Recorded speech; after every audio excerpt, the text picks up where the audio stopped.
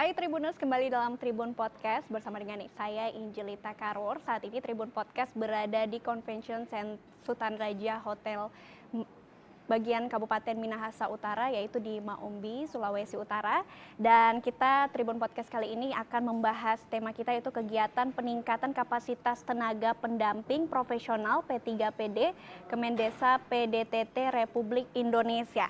Nah, untuk membahas pembicaraan kita kali ini, Tribuners, saya sudah kedatangan kedua narasumber yang tentunya kece, keren ya.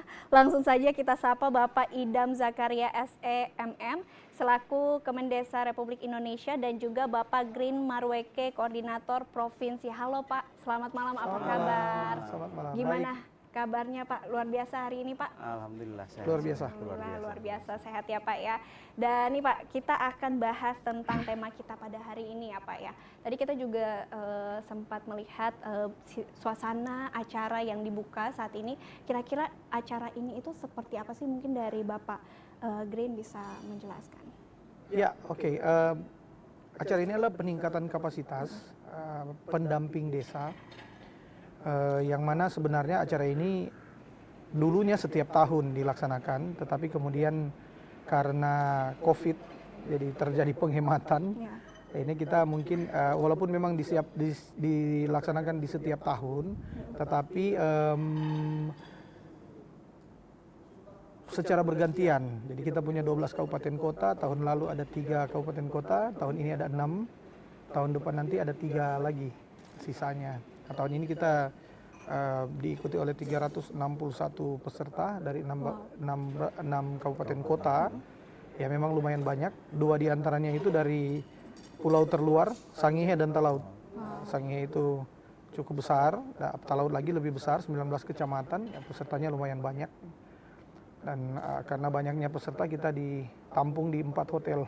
Wow, luar biasa. Ya, jadi ini adalah sebenarnya kegiatan reguler yang harus terus dilakukan, karena walau bagaimanapun kan pendamping desa itu juga harus ditambah kapasitasnya. Dari tahun ke tahun kan materinya berubah-ubah sesuai dengan kebutuhan, yang intinya adalah memampukan pendamping desa untuk bisa lebih lebih berkualitas lagi dalam proses pendampingan, karena pendampingan ini kan banyak hal, ada pendampingan administratif, ada teknis, kemudian ada juga hal-hal yang bersifat motivatif di masyarakat, membuat supaya masyarakat itu berpikir lebih luas lagi, terutama dalam pembangunan manusia dan pembangunan sosial dan ekonomi tentunya. Ya. Ini menarik sekali ya Pak. Jadi setiap tahun kegiatan ini selalu dilakukan ya Pak ya. Dan kalau dari Pak Korprov sendiri melihat bagaimana antusias dari peserta ini ketika mengikuti adanya kegiatan ini sih Pak. Kira-kira sebelumnya mungkin dari Pak Korprov sudah mengetahui sebagian besar dari peserta antusias mereka dalam mengikuti kegiatan ini. Ya, ada 2 antusiasme tentunya ya. Antusiasme pertama adalah keinginan atau kemauan yang besar untuk meningkatkan kapasitas mereka, karena ini juga hal yang ditunggu-tunggu setiap tahun, karena tentunya kan zaman berubah gitu. Jadi di setiap tahun itu pastinya ada hal-hal yang baru yang perlu mereka dalami. Tahun ini fokusnya ada di citra diri pendamping desa, itu materi utama kita, sehingga mereka diharapkan terjadinya perubahan pola lagi. Jadi yang tadinya sudah baik, mereka kenali kapasitas dan potensi mereka, sehingga bisa mereka kembangkan. Nah, aspek yang kedua adalah aspek hiburan. Teman-teman kita ini kalau dari kepulauan kan mereka tugasnya Pak di kecamatan Pak. Jadi memang kadang-kadang perjalanan dari satu desa ke desa yang lain itu harus pakai transportasi antar pulau. Pakai motor, saya sendiri sudah berapa kali berada di lokasi-lokasi itu, dan kita cukup berat. Dan datang ke Manado itu adalah anugerah bagi mereka. Jadi memang cukup, kalau ditanyakan apakah mereka antusias, ya itu jangan ditanyakan lagi. Mereka memang sangat antusias. Apalagi kan ini mendekati akhir tahun ya. Jadi tentunya ada suasana-suasana menjelang Natal yang mereka ingin rasakan di pusat pemerintahan gitu ya. Kira-kira begitu. Nah, ini menarik ya Pak ya. dengan adanya kegiatan ini juga pasti peserta sudah mengetahui ya Pak, berapa hari ini kira-kira kegiatan ini dilakukan? Ya. Kegiatan ini secara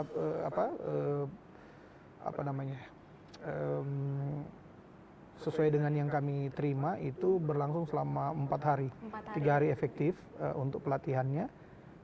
Pelatihnya 1 hari lebih dahulu karena ada konsolidasi pelatih. Jadi mereka akan ada di sini sampai hari Jumat tanggal 9 Desember nanti. Wow, luar biasa itu ya, mungkin dari setiap juga persiapan dan antusias dari peserta juga, dan mungkin dari Pak Idam nih, Injil mau tanya nih selaku Kemendesa Republik Indonesia, kira-kira rangkaian seluruh dari acara yang akan dilakukan dalam BIMTEK ini itu seperti apa sih? Kan kita sudah ketahui juga dari Pak Korprof sudah bilang bahwa kegiatan akan dilakukan selama 4 hari ya, dan mungkin rangkaiannya seluruh dari BIMTEK ini seperti apa? Oke, jadi kegiatan ini memang seperti yang disampaikan oleh Pak Korprof sudah dilaksanakan 2 tahun ini. Ya. Langkah awalnya memang kita menyusun satu modul dan modul tentang pelatihan khusus untuk penguatan kapasitas terkait dengan penguatan kapasitas kepada teman-teman yang akan melatih. Jadi awalnya itu kami di pusat mengadakan MOT yaitu Master of Trainer. Di sana itu teman-teman yang menjadi master yang akan melatih ke pelatih-pelatih, yaitu sebuah teman-teman TA Kabupaten. Nah, selanjutnya melaksanakan training of trainer. Training of trainer itu ditujukan kepada teman-teman yang akan menjadi pelatih PD PLD yang seperti saat ini yang kami laksanakan seperti ini.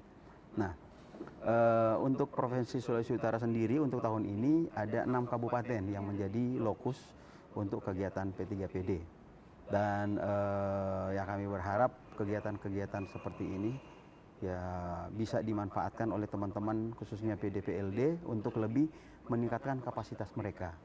Di mana dalam kegiatan ini ada 6 PB atau 6 pokok bahasan yang akan disampaikan kepada teman-teman terkait dengan pertama citra diri seorang pendamping, juga terkait dengan BUMDes dan regulasi-regulasi yang ada di Kemendesa yang terbaru, mungkin itu. Jadi rangkaian yang cukup luar biasa ya, apalagi dengan materi-materi mungkin dari setiap para pelatih-pelatih juga yang nantinya akan mungkin memberikan ilmu itu kepada yang lain juga. Dan mungkin apa sih Pak yang diharapkan dari adanya Kemendes ini atau kegiatan ini untuk para peserta maupun baik para pelatih? Kalau dari peserta sendiri ya kami berharap kegiatan ini bisa meningkatkan kapasitas mereka. Terkait dengan informasi-informasi, terkait dengan regulasi-regulasi yang ada dari Kementerian Desa, yang mana regulasi itu untuk membantu aktivitas atau pekerjaan mereka dalam mendampingi masyarakat desa. Ya kita ketahui bersama bahwa sudah pemerintahan Pak Jokowi ini sudah mulai menggelontorkan dana desa yang cukup besar. Nah, kita butuhkan pendamping-pendamping desa untuk bisa mendampingi masyarakat untuk dalam hal pemanfaatan daripada dana desa ini. Jadi sehingga kegiatan peningkatan kapasitas ini sering kita laksanakan untuk bisa memberikan informasi kepada teman-teman pendamping terkait dengan yang seperti saya katakan tadi, program terkait dengan regulasi-regulasi yang terbaru. Gitu. Luar biasa, tentunya ini menjadi persiapan juga bagi para peserta dan juga pelatih ya ini ya Pak ya. Dan kalau dari Pak Korprof nih untuk adanya pelatihan atau kegiatan ini nih, kira-kira dalam persiapannya ketika kegiatan ini dilakukan apa saja sih Pak persiapan dalam kegiatan acara ini?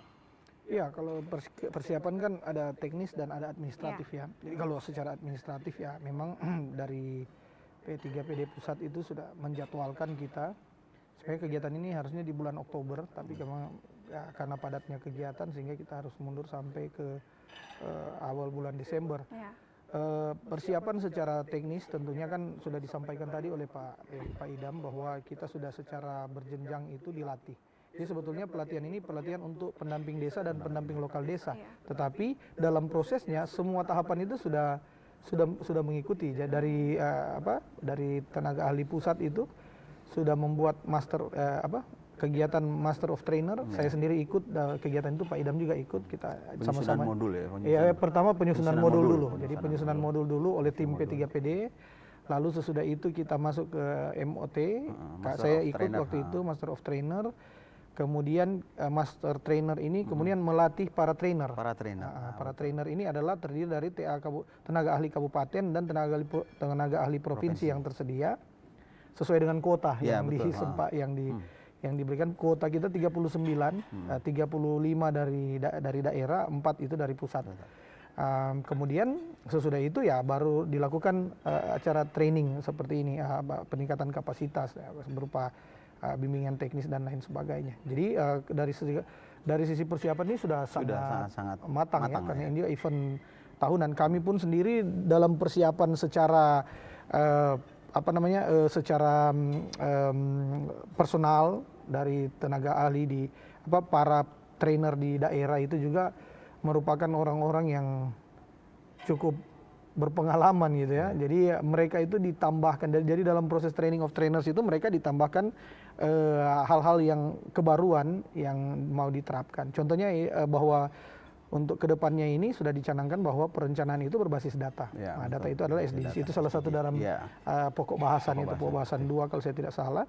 Jadi perencanaan desa itu harus berbasis data lagi. Jadi orang dalam desa dalam merencanakan itu tidak bisa serta-merta saya kepala desa dan saya menetapkan apa yang saya inginkan.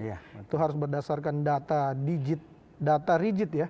Jadi kita melalui SDGs itu kita punya data by name by address kemiskinan ekstrim. Jadi kita tahu di mana tinggalnya, siapa dia, udah meninggal atau belum. Kan kalau dulu kan ada yang sudah meninggal kita nggak tahu, dapat bantuan lagi orang yang sudah dikubur kan. Tapi melalui data SDGs ini kita betul-betul terpetakan dengan baik. Nah, proses pendataan SDGs inilah juga yang menjadi salah satu materi yang cukup teknis yang akan diberikan sehingga teman-teman ini memang punya mainan baru lagi, ya kan? Jadi ada hal yang baru lagi yang harus mereka terapkan di desa, di masyarakat, di mana perencanaan itu memang harus betul-betul sehingga kalau kita berbasis data itu berarti bahwa kita akan sangat partisipatif. Artinya data itu kan diambil sesuai dengan kondisi yang ada di lapangan sehingga treatment kita terhadap kemiskinan dan lain sebagainya itu betul-betul tepat sasaran. Nah, itu. Jadi kalau secara siap kita sudah sangat siap. Jadi persiapannya itu baik secara fisik maupun teman-teman juga kan kelelahan ini. Kita di akhir tahun ini kan kegiatannya luar biasa. Iya, kita pencairan harus 100%. Sulut itu 1,08 triliun dana desanya dan itu harus dicairkan 100% dan kita per tanggal hari ini kita masih menyisakan sekitar 10%. Jadi mereka sementara juga mengikuti kegiatan, sementara mengendalikan di wilayah masing-masing. Kita bersyukur karena era teknologi sudah mempermudah dan itu adalah yang terjadi saat ini. Kira-kira begitu, udah terlalu panjang. Ini tentunya menarik, kembali lagi menarik dengan ada kegiatan ini setiap tahunnya selalu dibuat dari Kemendes juga. Dan sambil kita ngobrol nih Pak, Injil mau ngajak kita minum kopi dulu. Ini ada kopi. Sapa Raja Kopi. Ini dari Sultan Raja Hotel Manado. Silakan nih Pak. Oke, silakan minum Pak kopi Green. dari Pak Green dan juga Pak. Silakan. Oke. Ini Jadi saya penikmat kopi juga ini. betul. Apalagi ini dingin-dingin juga bisa Pak. Mari kita buka dan kita minum dulu Pak. Oke.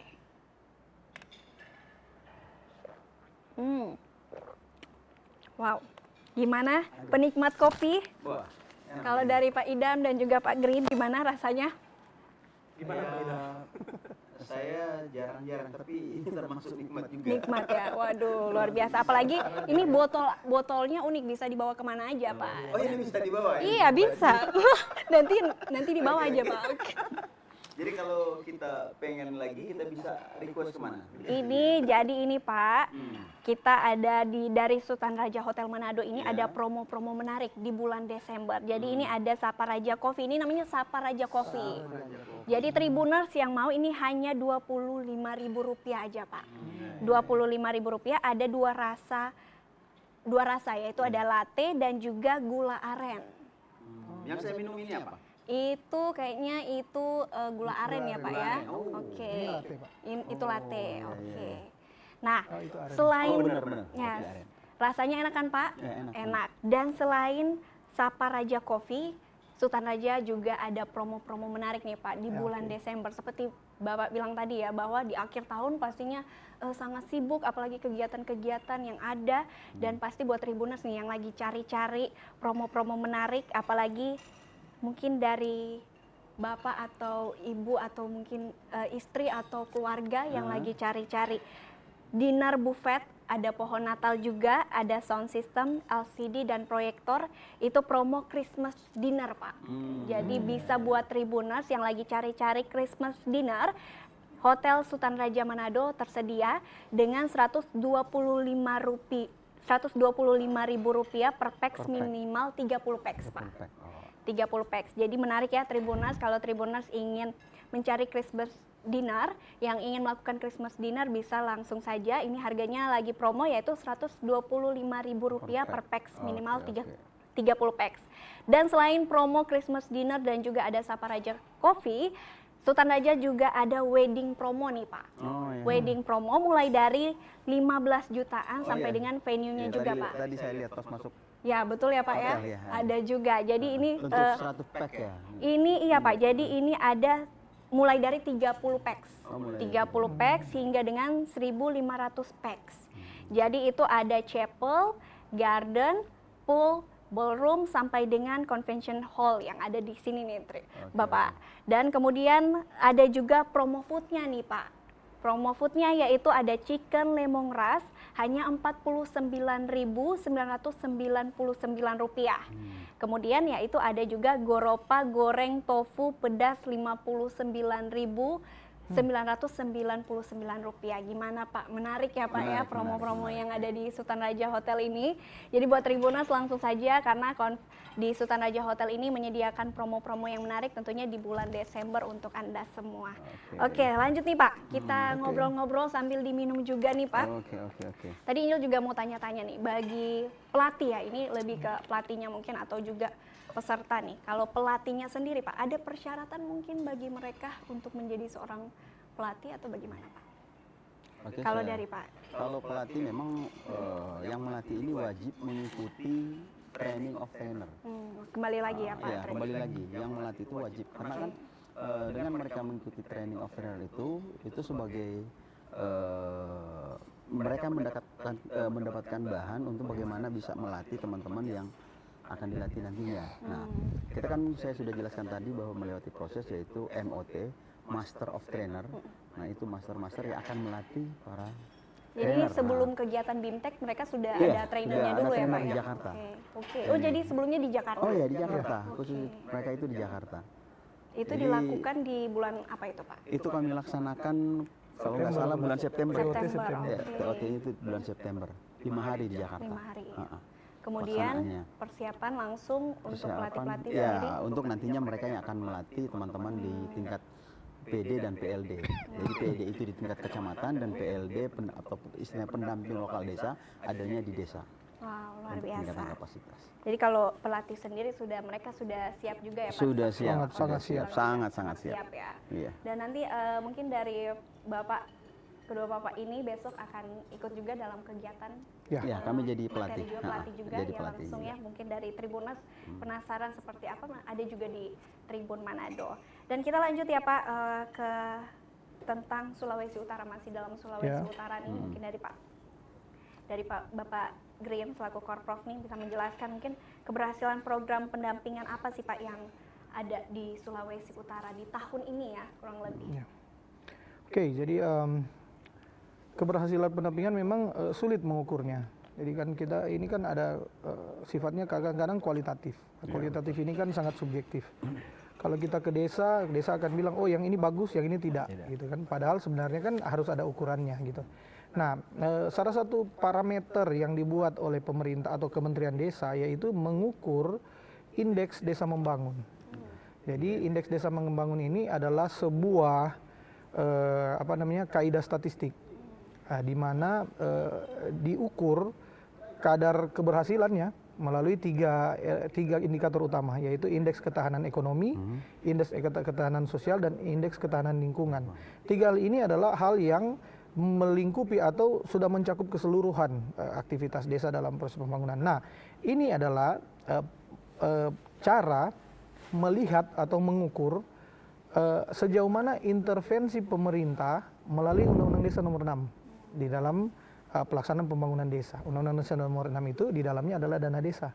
Jadi kita mengukur keberhasilan satu desa itu berdasarkan adanya dana desa. Apakah efektif atau tidak? Nah, di dalam dana desa itu tentunya ada pendamping dong ya.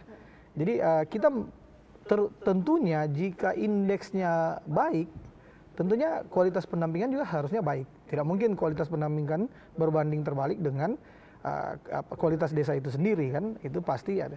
Nah, tahun ini kita Sulawesi Utara itu terjadi kenaikan yang cukup signifikan. Jadi tahun lalu itu kita masih dalam kategori berkembang. Kan kategori ini adalah sangat tertinggal, berkembang, maju, lalu mandiri. Jadi maju itu adalah satu step lagi. Di Indonesia ini hanya satu provinsi yang rata-rata desanya maju, yaitu Provinsi Bali. Dan kita tahu bagaimana Bali. Tidak mudah menjadi seperti Bali gitu kan.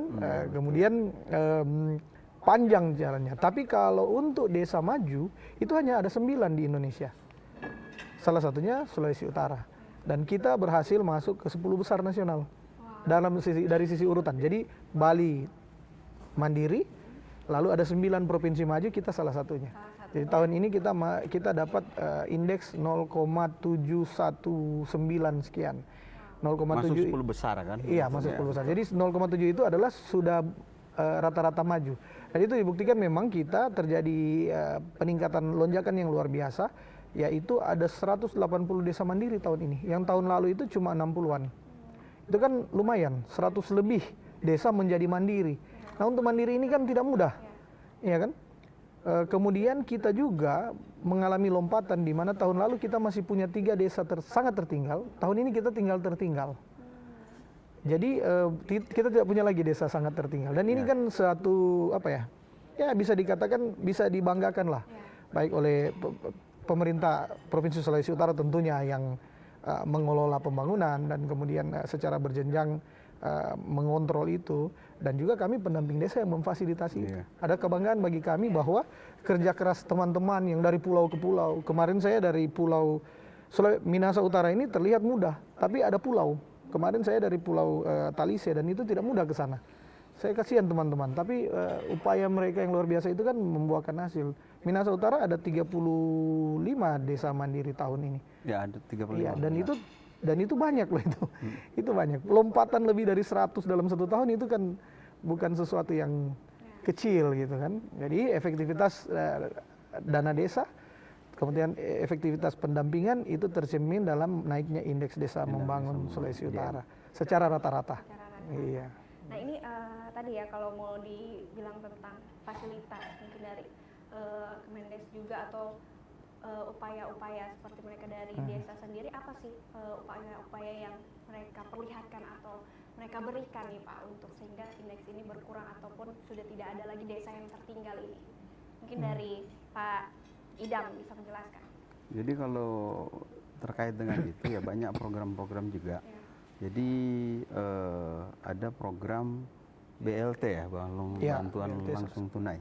Di mana tujuan dari pemerintah untuk bantuan langsung tunai itu supaya masyarakat yang mendapatkan bantuan itu bisa berbelanja langsung di daerah di desanya, sehingga perekonomian yang ada bisa perputaran ekonomi bisa terjadi di situ. Nah, jadi dana desa ini kan sejak tahun 2015 dikucurkan itu sudah kurang lebih 400,1 triliun. Wow, 400. Sulut 10 triliun Pak. Sulut sendiri hampir 10 triliun dari tahun 2015 sampai dengan tahun 2022 ini. Untuk tahun 2022 ini ada sekitar 68 triliun ya kurang lebih seluruh Indonesia yang dikucurkan. Jadi memang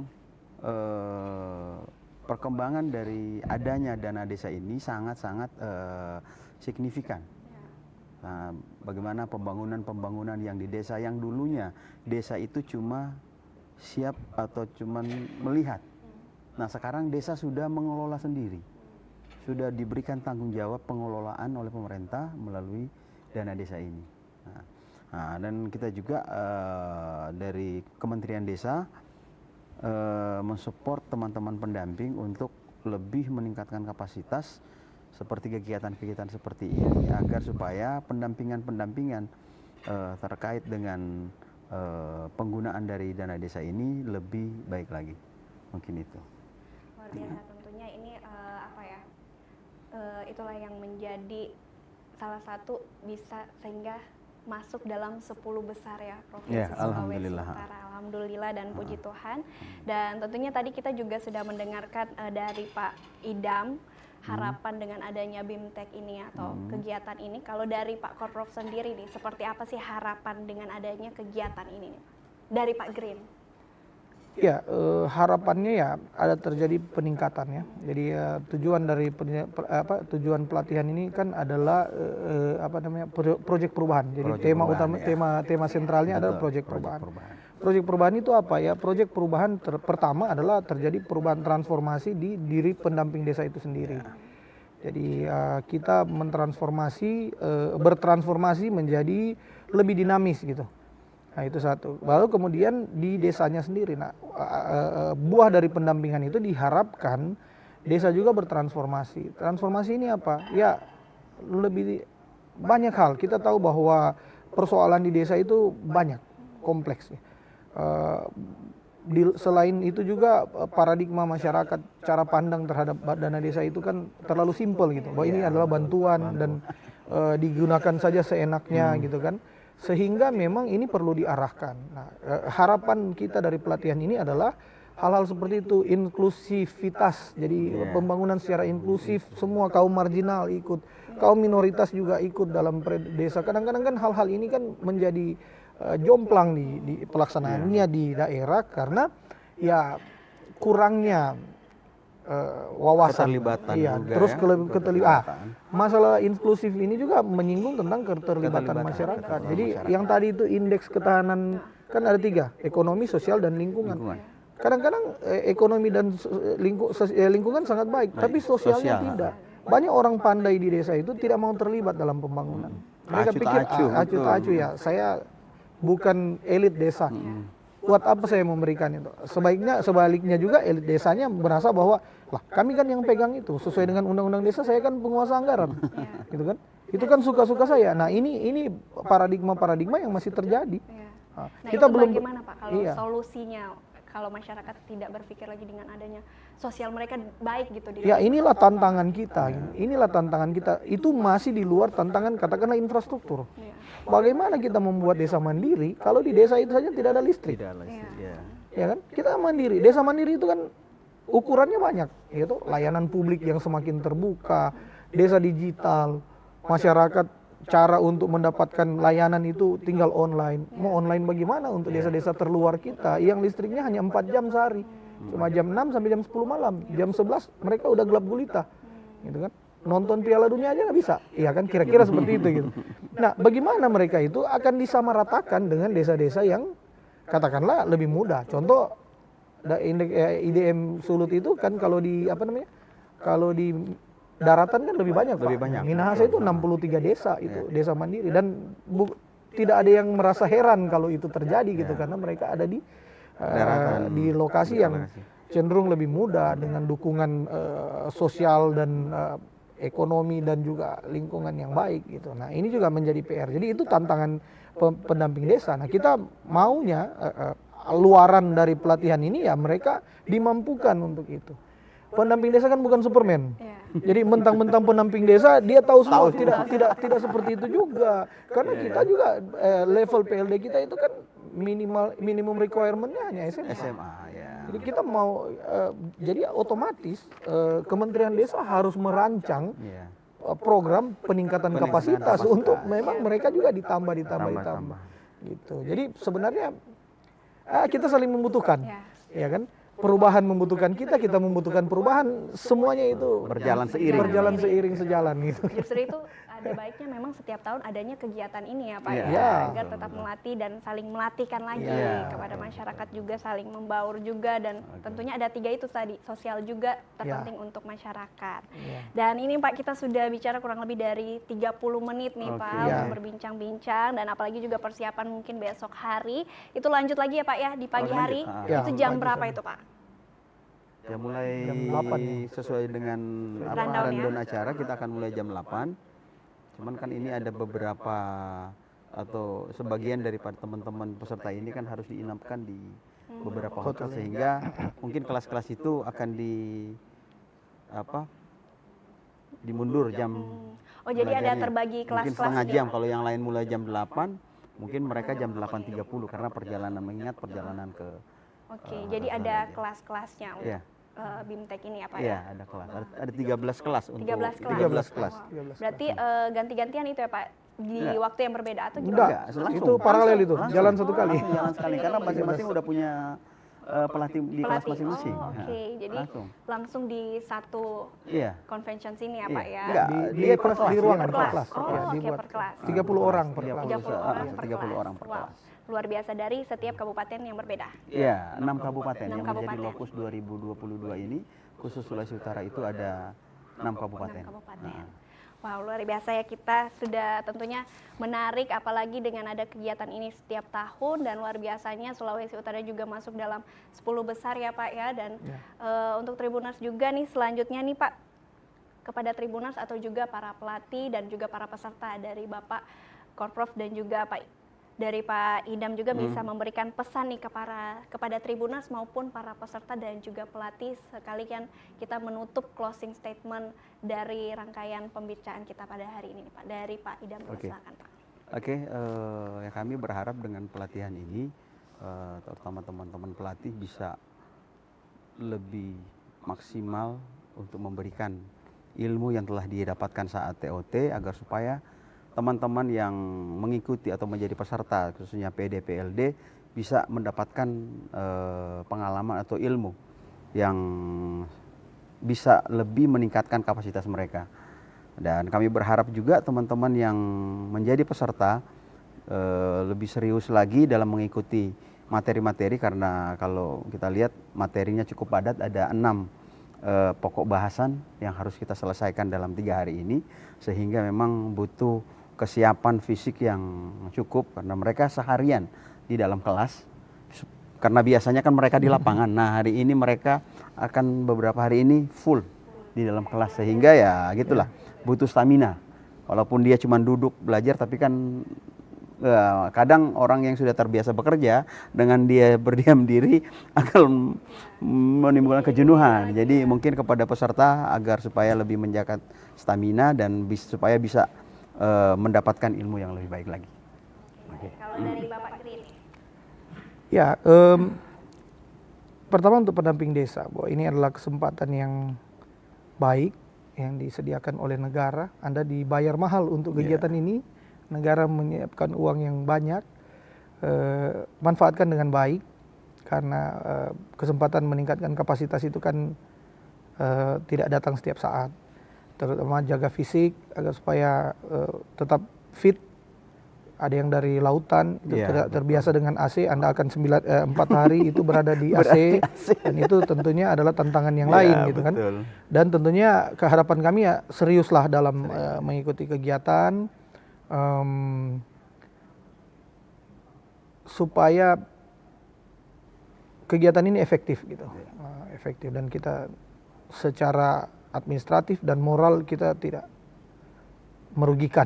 Ya, betul. Terus kemudian untuk masyarakat desa ya tentunya lihatlah pendamping desa sebagai katalisator, orang yang membuat suasana mencair, kemudian meminta dukungan teknis terhadap hal-hal yang teknis atau advokasi untuk yang bersifat regulatif gitu, karena mereka menguasai itu, dan pelatihan ini juga mematangkan mereka untuk itu.